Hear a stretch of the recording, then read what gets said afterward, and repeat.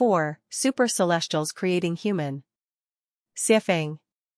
In about 1,600,000 years ago, in order not to let the earth become idle, the greatest creator designed a life structure himself, which is the draft version of current humans. He then gave the design paper to Jesus and led him to implement. The helpers of Jesus, celestials, started to make new lives according to this design. In order to receive the energy of the greatest creator sending from the universe, also to accumulate energy for creating this special new life and speed up the process, they built many laboratories in the place where now is Egypt. These laboratories are exactly the well-known pyramids of Egypt. Because of the lack of experience and some steps were missed, the first lives they made were monkeys, and then after were apes. Of course, this wouldn't please the greatest creator, so they continued testing and making. The first group of human they successfully made are the black men in Africa, and the second group are native Indians in America. The third are the white men in Europe, Egypt and North Africa. When they finished producing 3 groups of human, they started to evacuate, and in order to avoid Satan creating difficulties again, they destroyed everything around the pyramids before they left, which is also why Sahara is a desert today. But, where do most people in Middle East come from except Egyptian? They are the descendants of Adam and Eve as what says in Bible, they were created by another God. This God knew that his rival started to create humans on earth. He created a secret Garden of Eden in about 7,000 years ago at Jerusalem, and made Adam and Eve. After they were created, he destroyed the Eden to avoid the attention of his rival. This is why Cain was afraid that everyone that findeth me shall slay me. Who was he afraid of? The humans created by another God. This is why his God still protected him even Cain killed his brother. Whosoever slayeth Cain, vengeance shall be taken on him sevenfold. So today's conflicts between Israelite and Palestinian are actually the conflicts between brothers and our family affairs. And let's now talk about East Asian and Southeast Asian. They were not created by any god at all, they were the embodiments of dinosaur. At about 7,500 years ago, when the pair of dinosaur knew that celestials created human on the earth, they sneaked from the sea, and changed into human form, started to propagate along the Yellow River, and the descendants gradually spread all over Asia. One of the groups went upwards, crossed the Pamirs to India. They want to mingle with the descendants of Adam and Eve to avoid the punishment of the greatest creator again. This is why Chinese people always say, China is the hometown of dragon, and Chinese are the descendants of dragon. This is also why Buddhism originated from India, but blossomed in East Asia and Southeast Asia. Why it didn't become popular in India. The ancestors of Lifechanyuan went to India from Yellow River. When they arrived at India, they found that their consciousness was not compatible with that of the descendants of Adam and Eve, and had to find new home. Because in their subconsciousness, there's a very deep call, that is to go home. Which home? The Elysium before they came to earth. Sakyamuni found he came from Elysium after his enlightenment. Although he had a blurry picture of his home, he still remembered something.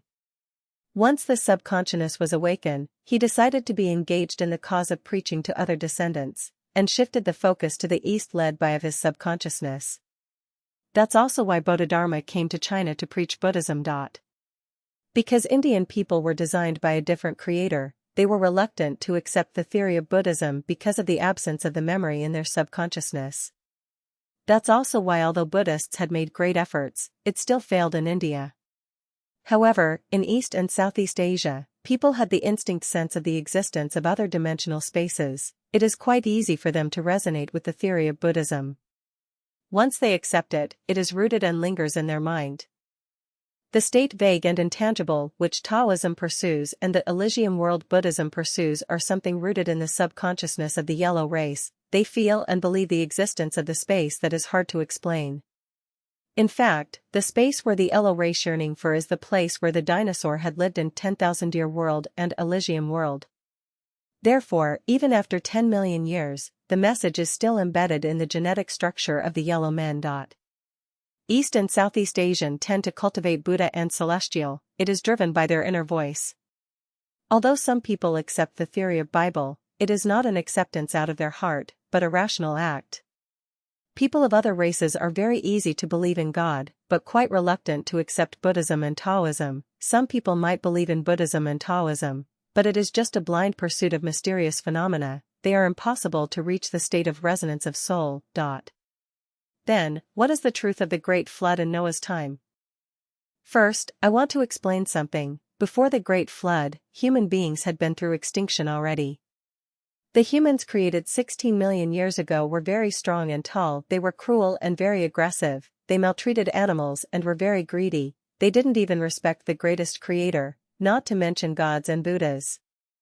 The city of Maya, ancient Egypt and Atlantis were their activity centers.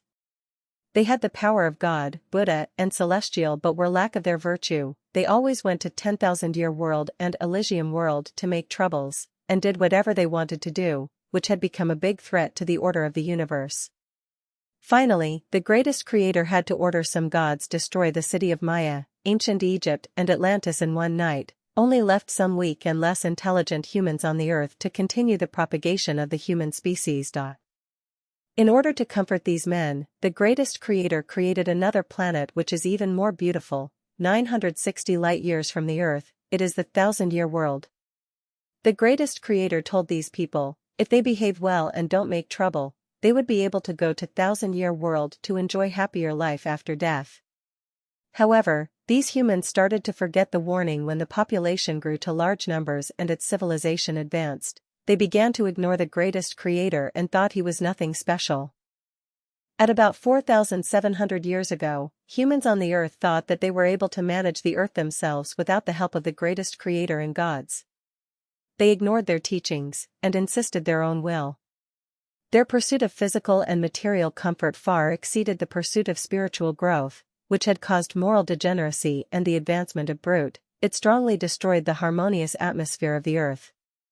Moreover, the two gods managing the earth had different ethics, thus fought with each other, which made the greatest creator so angry that he turned around the earth's dip angle. Huge storms poured down. It lasted for 40 days and nights, and drowned most humans and animals. The evil act of humans were then curbed. But after the Great Flood, Noah's family were not the only men survived. There were survivors all over the world.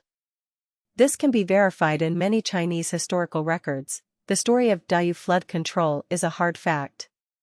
There is also detailed narration in the legends of the Indian tribe Mandan, North Dakota, America. This is the outline of the origin of human beings.